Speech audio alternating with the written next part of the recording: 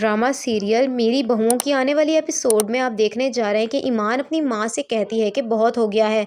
मैं अब इस अजियत भरे रिश्ते में अब और नहीं रहना चाहती।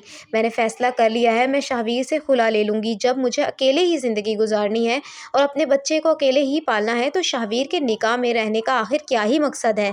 तो ये सुनते साथ ही ईमान की माँ कहती है कि क्या हो गया है ईमान, ये कैसी बातें कर रही हो, ऐसा हरगिज़ नहीं होगा।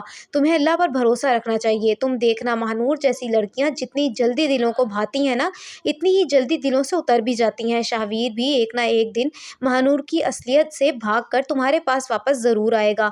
तो ये सुनते साथ ही ईमान कहती है कि तो आप क्या चाहती हैं कि मैं शाहवीर के इंतज़ार में ऐसे ही बैठी रहूं? शाहवीर जैसे आदमी की ज़िंदगी में मैं कल थी और आज महानूर है, तो आने वाले कल में कोई और तीसरी होगी। ऐसे मर्दों की मोहब्बतें बहुत जल्दी बदलती हैं और मैं ऐसे मर्द पर हरगिज़ दोबारा भरोसा नहीं करूँगी। तो ये सुनते साथ ही ईमान की माँ कहती है कि तुम पागल हो चुकी हो क्या?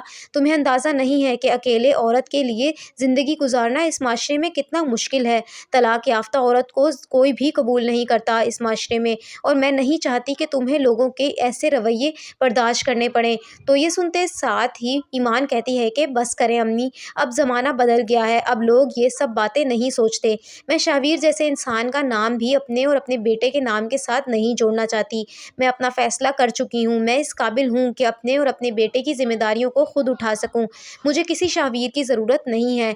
तो ये सुनते साथ ही ईमान की माँ कहती है कि मैं तुम्हें खुद के साथ ऐसी ज़्यादती नहीं करने दूंगी। तुम इस वक्त जज्बाती हो रही हो।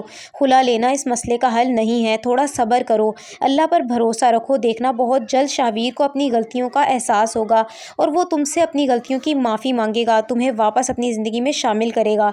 तो ये सुनते साथ ही ईमान कहती है कि आपको लगता है कि इतना सब हो जाने के बाद मैं कभी भी शाहवीर पर एक बार फिर से भरोसा कर पाऊँगी? अगर आपको ऐसा लगता है तो ये आपकी गलतफहमी है।